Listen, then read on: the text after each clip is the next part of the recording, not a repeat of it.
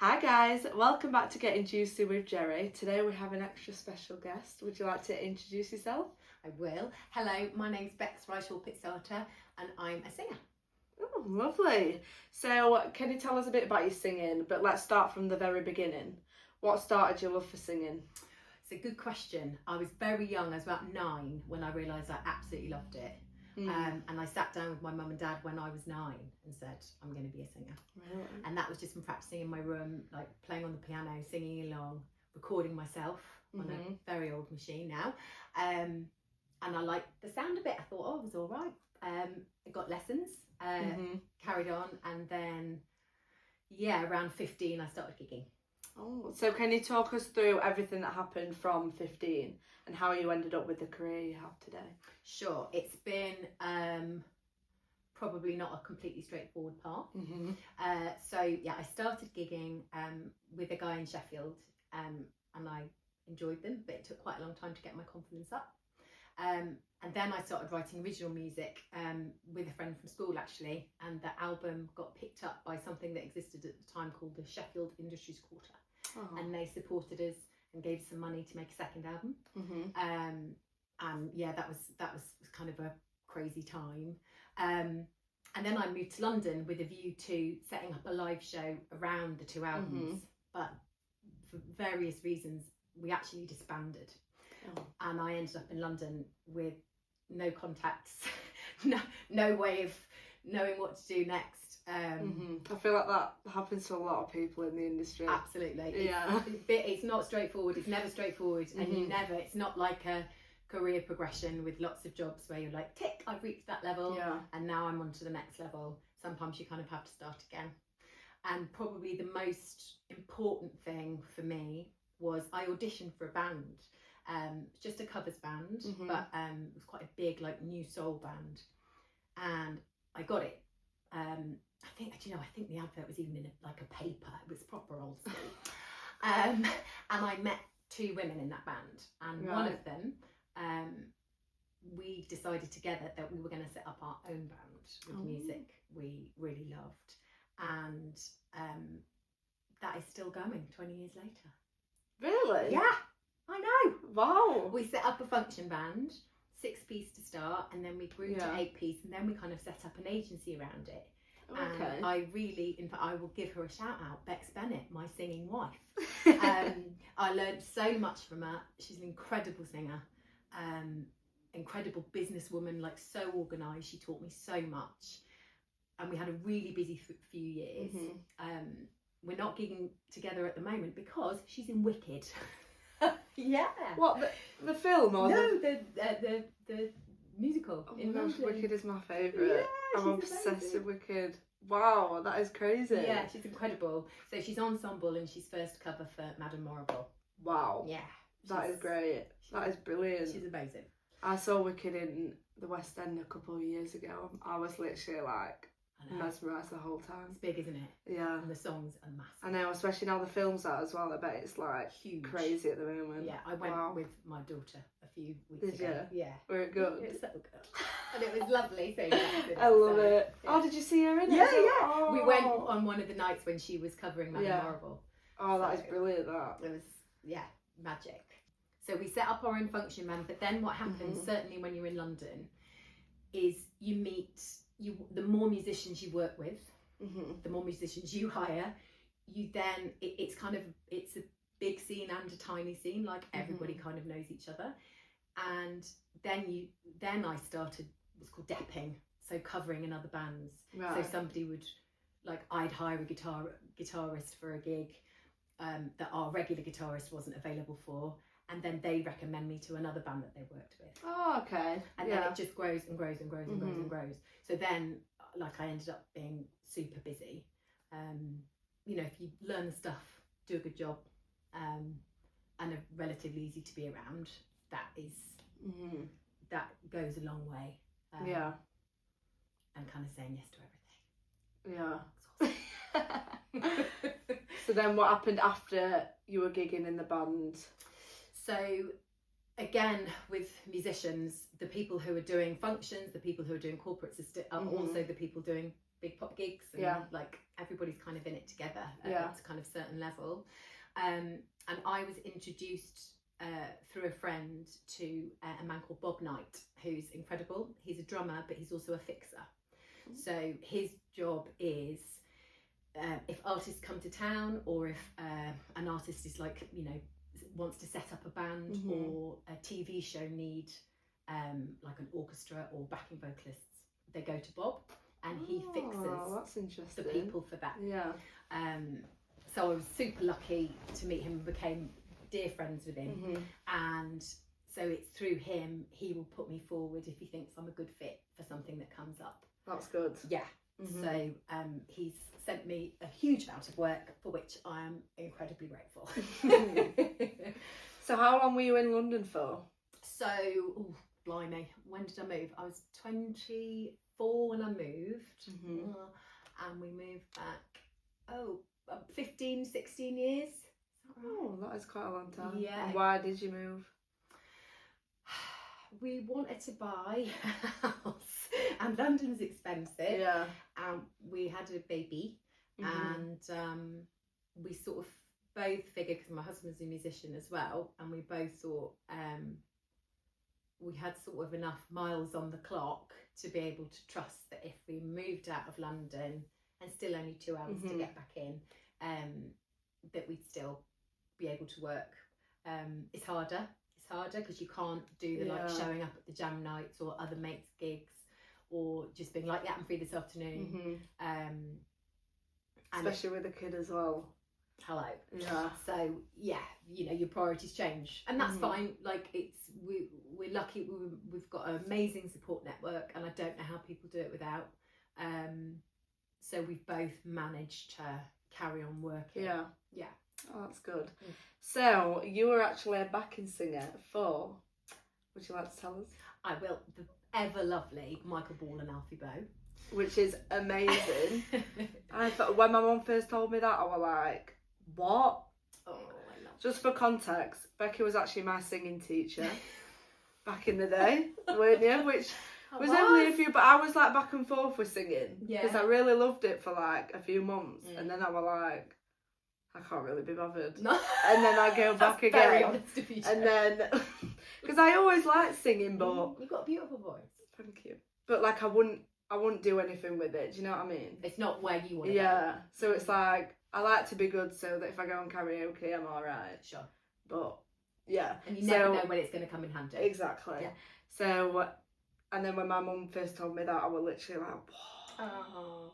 Well, it came about actually. A dear friend of mine was one of their backing vocalists, and there was a tour coming up, and she couldn't do it, and Bob put me forward for that. Oh. And that is where I started working with Tor Hills, who is another hero of mine and dear friend. She's worked with them for a long time, and she arranges harmonies and stuff. She's absolutely, there's nothing she can't do. It's annoying. And that was pandemic year. Oh really? Yeah, and we literally finished that my first tour with them finished the week before lockdown. Wow, that is lucky. That is very lucky. It was unreal. So I'd literally gone, like, our last show was the O2, and it was filmed for cinema release.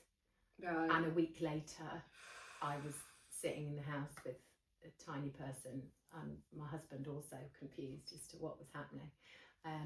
But we were lucky. We finished the tour, and then it's been most years since then they've toured, and I also do Michael Ball's solo shows as well, which are always joyous. Wow.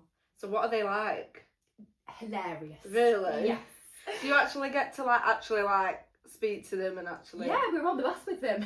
Oh yeah, of course. We're on the bus with them. Yeah, we have genuinely, we make everybody a bit bummy. We have a very happy time on tour. It's a really lovely team, fabulous crew, and they've been doing it so long. Michael especially. They're just proper pros. Like, they never miss a trick, and they're fun and kind. It's just it's a lovely team. So it does feel a little bit, I probably shouldn't say this publicly, but it feels a little bit like a paid holiday going away with them. That's the best way, really, isn't it? That's what you want. We stay in lovely places, really well looked after, and all the songs are banging. You know, they're all like musical theatre songs, and then a big mix, and they do rock and pop. You know, you get to sing all the stuff from Les Mis, which is so. Yeah, I'm forever great for however long it lasts. There's never any assurances in music. I'm incredibly grateful. What is it like being on tour? Discombobulating. That's a good word, isn't it? It is. It's a change from everyday life. Yeah. Certainly from you know my point of view. I'm a mum. Not being responsible really for anything other than just making sure you do a good job for 2 hours every evening. Everything else, the tours that we're on, again, we're really lucky. We stay in lovely places. There's catering. We get sort of ferried on and off buses and into venues. And actually, Tor and I and Mikey, who's at the BV, who's wonderful. You know, we joke that you sort of start the tours and you're really excited, and you get like a hotel room and it's ooh, and then by the end of the tour you're like, oh, I can't believe there's not a lift in this hotel. You know, you get into the swing of things quite easily.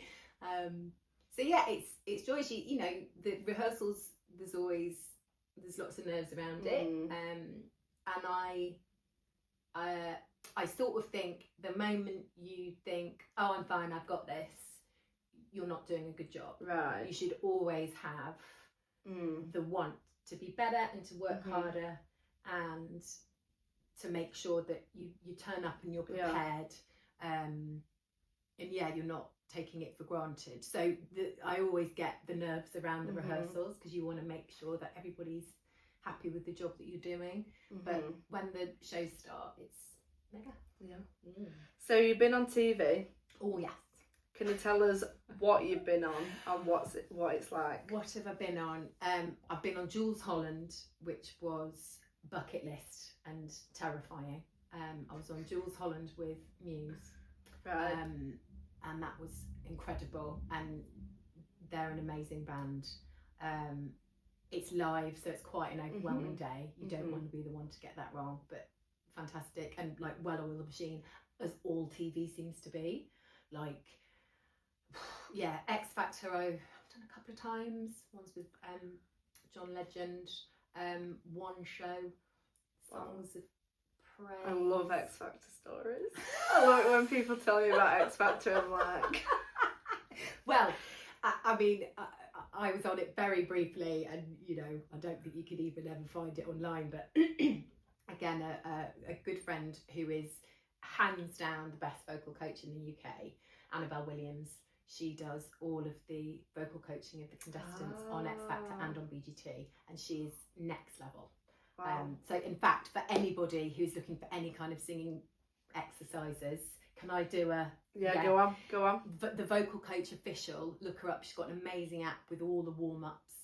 She's absolutely bananas good. I had that for a bit. There you go. I think I still have it now, and I think it is good. My daughter came home from her musical theatre class a couple of weeks ago, and I could hear her like having a little sing, and I recognised it as one of Annabelle's exercises. That's good. That's really good. So she's mega. So you've also performed on Strictly. Yes, Strictly was last You've just done so much stuff. I'm like listening. Can you tell us about that? How that happened? It was for Michael and Alfie again. They had a new album. And yeah, we got the call. Again, if you want a well-oiled machine, Strictly is incredible to behold. Everybody there knows exactly what they're doing. It's like everything's very sparkly everywhere. Everything's very as sparkly. You can imagine. There's a lot of like outfits in corridors and stuff, and everybody's just so on it. It's amazing. Long day, as a lot of TV days are, is a long day. There's always quite a lot of waiting around, and you're like sort of nodding off, fancying something to eat, and then suddenly it's like, oh, I've got to go and make myself look busy. But yeah. What series was it? I filmed it last November. In fact, it was exactly a year ago, because it's just come up on my Facebook. There you go. Yeah. Because I think it aired for Remembrance Day. Yeah, because I remember that it was beautiful. They'd done like poppies and everything everywhere. Oh, so, that's nice. Yeah. What is it like to be backstage? Depends where you are. Sometimes it's very underwhelming. Right. Sometimes, more often than not, it's a complete warren, and I've got a terrible sense of direction, so I get lost a lot. I once locked myself in a stairwell. Same. Yeah. One of the BBC buildings. I think I was in Wales. We did a BBC Wales thing with Michael, and Mark from Westlife. I know. I just think about my mum. I bet my mum's like shaking. Well, it was that one. Yeah. I locked myself in a concrete stairwell and couldn't get out. I had to call Tor to come and find me. So yeah, backstage can be confusing. But if you've got a good, like if it's a tour and you've got like always the tour managers and teams are so amazing. Everything's labelled so you know where you're going. Catering is lovely. And then sometimes you sort of, you know, maybe if it's an older theatre or something, you might be put in a slightly sad room, doing your makeup on the floor. Yeah. It's not always the mirror and the lights and the name on the back of the chair. Absolutely not. Absolutely not. Sometimes for about 2 hours a day you feel incredibly glamorous, and then the rest of the day not necessarily so much. Yeah, I get you. So who else have you sung for? Have you sung for anyone else? I did a show last week actually for lovely Josh Groban, who I've done quite a bit with. A few years ago I did the Albert Hall with him and a choir. It was gorgeous, yeah. And then we did what else did we do? Manchester Arena O2, and he did Hyde Park just before Celine Dion. So yeah, so we all sang with Josh and then came off and watched Celine Dion. So it was just like a sea of very excited, shrill singers. So that was a good day. And then last week I sang at the Union Chapel with him and 7 other singers, and that was quite nerve-wracking. Yeah, I bet. Yeah, because it was quite sort of pared back, and it was being filmed, and sort of every breath comes across. So yeah, that took quite a lot of concentrating. But it was wonderful. So yeah, Josh Groban's lovely. I did quite a bit with Sheridan Smith for over a year period. She was great fun when she released her album. Catherine Jenkins, I've done a bit with her as well. Probably more, but my memories. You're going to think later tonight, you're going to think, why didn't I say this person? Everybody would have loved this. I have to look myself up online and work out what I've done. Not good, is it? So here's one thing then. If you could sing with anybody, who would it be? Well, number one singer of all time is on the wall behind us, but she's no longer with us, Aretha Franklin. And anybody who knows me will know that this is Bruce Springsteen. Yeah, she's insane. Bruce Springsteen, forever and a day. It's one of the loves of my life. So doing BVs with him, I've been about 8 foot from him at one point, and I did a cry and managed to not embarrass myself. But yeah, he's See, I always worry because I think like, if I were a backing singer and somebody told me like, oh, you're going to be a backing singer for like Ariana Grande or literally anybody, because I get really dramatic about people. Like, I get really obsessed with people, and I would probably spend the whole time just crying. Well, I don't even think I'd be able to do it. Do you know what? I'm exactly the same. And honestly, when Bruce Springsteen walked past me, I was like, oh, I've got to have a word with myself here. I do think a funny thing happens, and I think it actually also ends up being a reason that maybe people want to work with you, is the moment that you meet somebody, you're like, oh, you're just a person. Oh, you're just a person. And I think if you can just speak to them like they're just a person. Yeah. Like I don't know, the moment somebody's there in front of you, I don't know, they become more real, and you just realise, oh, like they've got their own stuff. We've all got our own stuff. I think it depends though, doesn't it? Because I'm thinking like in my head, who would blow your mind? It's got to be Ariana Grande. I honestly just don't think I would be able to live anymore. Like, I'm not even being dramatic. Like, you should have seen me. I got tickets to a concert. I was like, I had to take all my clothes off because they were like so sweaty. I was like shaking. I was crying. Like the whole, I don't think I could do it. And that was to get tickets, not even seeing it. Oh wow, that was just getting tickets. That was just getting tickets. Oh, good effort. Yeah, that is good actually. I fainted when I was. I fainted when I was 11, and this is really aging me, at a New Kids on the Block concert. I can still remember it in the Sheffield Arena, and it was like, New Kids are coming, New Kids are coming. And then the lights went down and then came up again, and I was just like, oh, I've gone. Oh, just my the gosh. overwhelm. Yeah. So I'm with you. Like, I am not impervious to the charms of somebody that blows me away. Or I'd want to be like their best friend, so I can like come to everything with them and like go on tour with them. Exactly. Just coming with you. Hope you Yeah, don't I'm just mind. gonna like follow you. I definitely do that. Well, I'll remember that. I don't know if that's a good thing or not. I'm sure somebody's gonna love it. Anyways. Sorry, got off track. off track. Have you got any future plans? Oh, well, it's a bit of a change at the moment. I'm still singing, and I still love doing backing vocals. I love roaring in front of a band every once in a while as well. But I'm also studying as well for a sort of slight change in career. Elaborate. I am training to be a therapist. Wow. I know. And how is that? It's wonderful. It's really challenging, really interesting. I'm not looking at it as a either or thing. What ideally I'd love, still just sort of doing one tour a year and then some other bits and bobs would be lovely. I don't know, I don't know what the future will hold, but I feel lucky in that doesn't seem to eat me up too much. I just go, okay, cool. This is what's happening now. Yeah. This is what works for me. This is what works for my family. This is what I would like. And yeah, try and... Where did this come from? Have you always wanted to do it a bit, or like... It was just singing forever for me. But I was interested in psychology from an early age. Right. Just people. And then I think, as I've grown older, I think I've naturally... Because I've ended up doing other jobs alongside singing. And sometimes in those jobs, I've ended up, like, sort of maybe doing... like mediation and like being a bit mum. I've been called mum at least twice by people who are not my child. Yeah. So I think I naturally sort of moved towards like a carer role.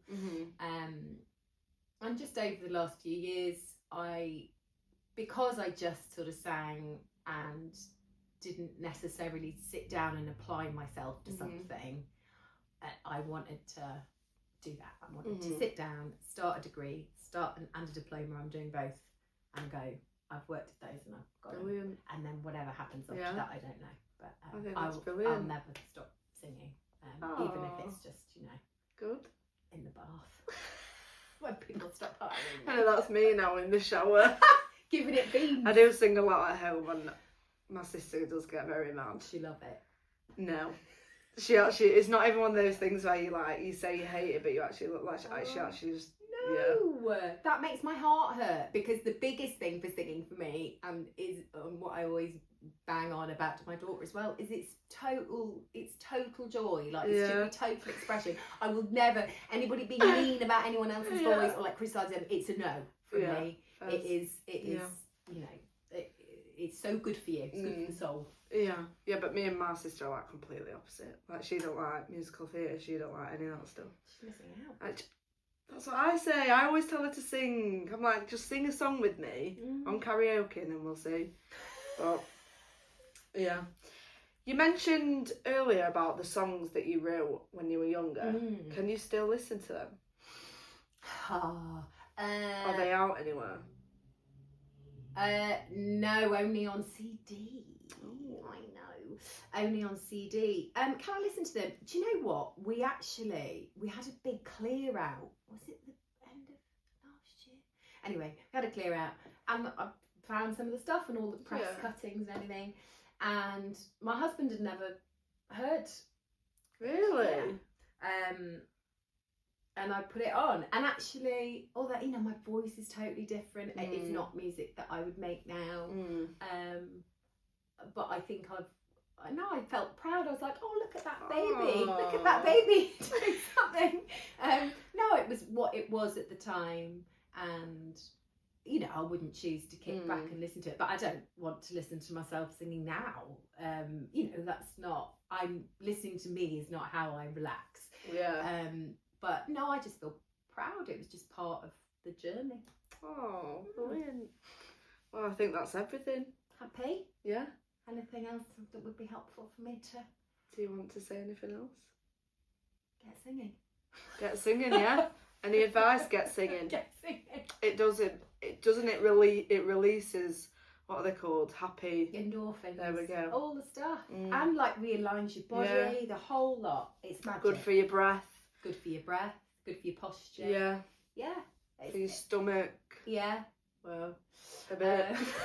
I think I'm making things up now. No, I love it. No, it is. It's magic. It's been. I felt very lucky and continue to feel very lucky just to do it at all. Oh, good.